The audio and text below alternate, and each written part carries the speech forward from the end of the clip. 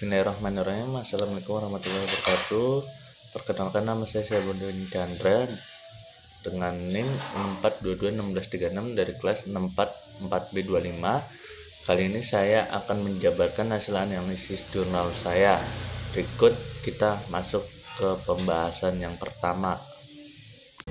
Baik, langsung masuk ke pembahasan pertama, yaitu apa saja tujuan dari penelitian ini. Tujuannya yaitu untuk mengetahui apa saja permasalahan yang dihadapi oleh UPT Balai Diklat KKB Jember dalam menyusun dan melaksanakan penganggaran laporan keuangan pelatihan dan bagaimana dampaknya bagi UPT Balai Diklat KKB Jember tersebut mengenai permasalahan dalam penganggaran laporan keuangan pada saat pelatihan. Ada metodenya. Metode yang digunakan merupakan metode dalam penelitian ini, yaitu menggunakan metode kualitatif dengan menggunakan data primer dan data sekunder melalui wawancara langsung dengan narasumbernya. Hasil penelitian menunjukkan bahwa terdapat beberapa masalah dalam pelatihan UPT Balai Diklat KKB Jember pada tahun 2023, baik secara luring maupun daring. Dampak dari permasalahan tersebut ialah memperlambat proses pelaporan keuangan dan mengurangi efektivitas dan efisiensi pelatihannya. Oleh karena itu, disarankan agar UPT Balai KKB Diklat Jember melakukan perbaikan dalam penganggaran laporan keuangan untuk meningkatkan efektivitas dan efisiensi pelatihannya. Nah, dapat kita simpulkan dari slide yang sebelumnya saya sudah jelaskan bahwa apa sih tujuannya dari UPT Diklat KKB Jember. Pembahasan kedua, ada pendahuluan. Pada era masyarakat ekonomi ASEAN saat ini, semakin pesatnya pertumbuhan dunia bisnis akuntansi menjadi hal yang sangat diperlukan. Industri makanan dan minuman diproyeksikan masih menjadi salah satu sektor andalan penopang pertumbuhan manufaktur dan ekonomi nasional. Industri makanan dan minuman nasional semakin kompetitif karena jumlahnya cukup banyak. Tidak hanya meliputi perusahaan skala besar, tapi juga sudah menjangkau di tingkat kabupaten untuk kelas industri kecil dan menengah. Perkembangan ekonomi yang semakin mendunia membuat persaingan di dunia bisnis semakin tinggi dan membuat perubahan pada lingkungan bisnis. Selanjutnya, industri makanan dan minuman merupakan sektor yang terus tumbuh dan berkontribusi besar untuk perekonomian nasional. Pada sektor ini maupun bisa bersaing di pasar ASEAN. Indonesia memiliki jutaan ragam produk makanan dan minuman yang dapat dikategorikan adalah special food. Makanan dan minuman tidak hanya dilihat dari rasa dan harga jual, namun latar belakang produk yang diproduksi secara etis dan bertanggung jawab semakin menjadi nilai-nilai kepantasan yang diperhitungkan pembeli maupun konsumen dalam membeli dan mengkonsumsi makanan. Indonesia juga memiliki sangat banyak ragam makanan dan minuman dengan nilai budaya dan kearifan lokal yang menjadi fitur terdepan pada produk makanan dan minuman di Indonesia. Namun, pada industri sektor makanan dan minuman memiliki sebuah tantangan yang perlu dikelola ke depan untuk semakin mendorong minat pasar dunia terhadap produk Indonesia adalah meningkatkan kapasitas proses produk secara organik. Dengan kapasitas proses produk secara organik semakin banyak, produk makanan dan minuman Indonesia yang bermutu tinggi untuk bisa diekspor atau untuk dikonsumsi di domestik atau dalam negeri. Dengan ketatnya persaingan yang terjadi antara perusahaan yang satu dengan yang lainnya, maka semakin besar pula biaya pemasaran yang dikeluarkan oleh perusahaan dalam memasarkan produk, bahkan bisa melebihi biaya produksi. Biaya produksi dalam industri merupakan bagian terbesar dari biaya yang harus dikeluarkan perusahaan. Jika informasi biaya untuk pekerja atau proses tersedia dengan cepat, maka manajemen memiliki dasar yang kuat untuk merencanakan kegiatannya. Manfaat informasi akuntansi yang dihasilkan oleh sistem dalam perusahaan akan meningkatkan kinerja manajemen dalam mencapai tujuan organisasi. Nah, di situ saya sudah menjelaskan atau menjabarkan bagian pembahasan kedua, yaitu yang berisi pendahuluan. Pembahasan nomor 3 yaitu metode penelitian. Penelitian ini menggunakan metode pendekatan kualitatif. Jenis penelitian kualitatif adalah penelitian yang digunakan untuk meneliti dan kondisi objek yang alamiah, di mana penelitian adalah sebagai instrumen kunci. Teknik pengumpulan data dilakukan secara triangulasi atau gabungan. Analisis data bersifat induktif dan hasil penelitian kualitatif lebih menekankan makna daripada generalisasi. Jenis kualitatif dipilih karena jenis penelitian ini menemukan data yang secara langsung untuk memahami makna di balik fenomena yang ada, baik itu melalui wawancara, studi dokumen, dan observasi.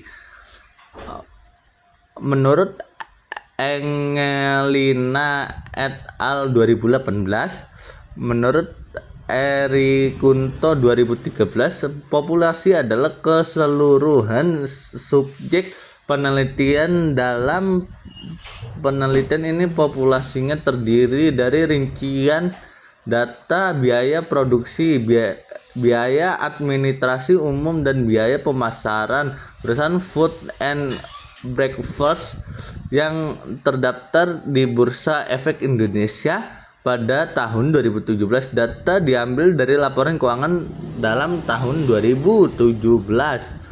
Menurut para ahli berikutnya, itu menurut Sugiono, di mana menurut Sugiono ialah sampel adalah bagian dari jumlah dan karakteristik yang dimiliki oleh populasi tersebut. Sampel dalam penelitian ini adalah laporan atau annual report dan laporan keuangan perusahaan Food and Breakfast yang terdaftar di Bursa Efek Indonesia pada tahun 2017. Perusahaan Food and Breakfast yang terdaftar di BI ada 14 perusahaan. Teknik sampling merupakan teknik pengambilan sampel. Teknik sampling penelitian yang dilakukan dengan menggunakan metode purposive sampling. Menurut Sugiono, pada tahun 2013, purposive sampling adalah teknik penentuan sampel dengan mempertimbangkan hal-hal tertentu, dan kriteria data yang digunakan dalam penelitian ini adalah sebagai berikut. Yang pertama, ada perusahaan Food and Breakfast yang terdaftar di Bursa Efek BI pada tahun 2017. Yang kedua adalah perusahaan yang menerbitkan laporan keuangan dalam bentuk triwulan yang berakhir pada tanggal 31 Desember selama periode pengamatan tahun 2017. Saya sudah menjelaskan metode penelitiannya, yaitu membahas tentang perusahaan food and breakfast yang terdaftar, yang kedua perusahaan yang menerbitkan laporan keuangan dalam bentuk triwulan. Nah, kali ini masuk ke pembahasan yang utama. Baik, kali ini kita langsung masuk ke pembahasan intinya. Pada tahun 2023 UPT Balai Diklat KKB Jember mengadakan pelatihan-pelatihan yang dilaksanakan secara daring dan secara luring. Namun terdapat beberapa permasalahan yang dialami oleh Balai Diklat KKB Jember pada saat pelaksanaan pelatihannya. Permasalahan yang dialami ialah pada saat pelatihan secara daring antara lain: 1. Peserta memberikan nomor pasca bayar yang tidak sesuai dengan sistem dan tidak bisa menginput data peserta karena setiap peserta mempunyai nomor pasca bayar masing-masing. Hal ini dapat menghambat proses input data peserta dan memperlambat pelaksanaan pelatihan secara daring. Yang kedua adalah pengajar klaim honor mengajar pada saat pelatihan tidak sesuai aturan. Hal ini terjadi ketika honor pelajar dianggarkan atau satu penganggaran tetapi ternyata yang datang adalah 2 pengajar saja. Akibatnya anggaran honor pengajar tersebut tidak sesuai dengan aturan karena harus dibagi 2 dengan pengajar saat pelatihan. Kejadian termasuk masalah dalam laporan keuangan karena adanya ketidaksesuaian. Slide selanjutnya adalah pembahasan utama nomor 2. Nah, masuk ke pembahasan kedua. Pembahasan kedua masih sama dengan pembahasan yang pertama, yaitu lanjutan dari nomor 2 yang sebelumnya. Kali ini saya akan menjelaskan nomor ketiga. Pengaruh negatif signifikan secara parsial biaya pemasaran terhadap laba pada perusahaan food and breakfast. Hasil penelitian menunjukkan ada pengaruh negatif yang signifikan di antara biaya pemasaran terhadap laba membeli pada perusahaan food and breakfast yang terdaftar di Bursa Efek Indonesia. Dilihat dari perhitungan, maka diperoleh nilai dihitung sebesar min 2.142 dengan nilai signifikan sebesar 0,039 di bawah signifikan 0,05. Yang keempat adalah pengaruh negatif signifikan secara simulat biaya produksi, biaya administrasi umum dan biaya pemasaran terhadap laba perusahaan food and breakfast. Hasil yang diperoleh menunjukkan ada pengaruh secara simulat antara biaya produksi, biaya administrasi umum dan biaya pemasaran laba pada perusahaan food and breakfast yang terdaftar di Bursa Efek Indonesia. Dengan hasil penelitian menunjukkan setelah dilakukan perhitungan maka diperoleh nilai hitung sebesar min 3,955 sedangkan nilai signifikannya ialah 0,000. Pada perusahaan di bawah signifikan 0,05. Hal ini menunjukkan bahwa variabel biaya tersebut berpengaruh negatif signifikan terhadap laba pada perusahaan food and breakfast yang terdaftar di Bursa Efek pada tahun 2017. Yang B, nilai hitung sebesar min 3,230 dan nilai signifikan sebesar 0,003 di bawah signifikan 0,05. Hal ini menunjukkan bahwa variabel biaya administrasi umumnya berpengaruh negatif signifikan terhadap laba pada perusahaan food and breakfast yang terdaftar di Bursa Efek Indonesia pada tahun 2013. Selanjutnya C, nilai dihitung sebesar min 2,142 dan nilai signifikan sebesar 0,039 di bawah signifikan 0,05. Hal ini menunjukkan bahwa variabel biaya pemasaran berpengaruh negatif signifikan terhadap laba pada perusahaan food and breakfast yang terjadi di Bursa Efek Indonesia pada tahun 2017.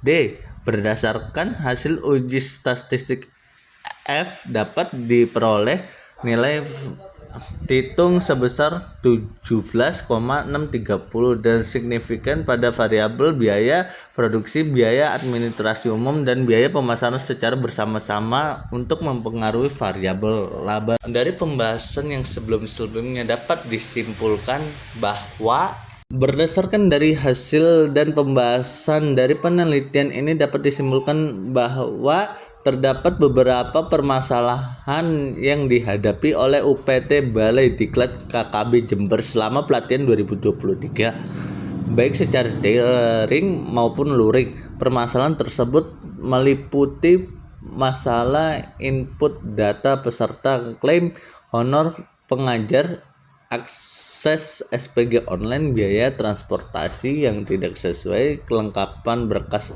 LPG, dan anggaran uang hadir peserta dan yang enggak hadir. Dampak dari permasalahan ini adalah menurunnya efisiensi dan efektivitas pelaksanaan pelatihan serta menurunnya kualitas pelatihan yang diselenggarakan oleh UPT Balai Diklat KKB Jember. Untuk mengatasi permasalahan tersebut diperlukan evaluasi dan perbaikan terhadap sistem prosedur yang digunakan dalam pelaksanaan pelatihan serta peningkatan koordinasi dan komunikasi antara panitia, pengajar, dan peserta lainnya. Berikut beberapa penjelasan yang sudah saya jabarkan. Sebelumnya mohon maaf dan saya akan mengucapkan terima kasih. Wassalamualaikum warahmatullahi wabarakatuh.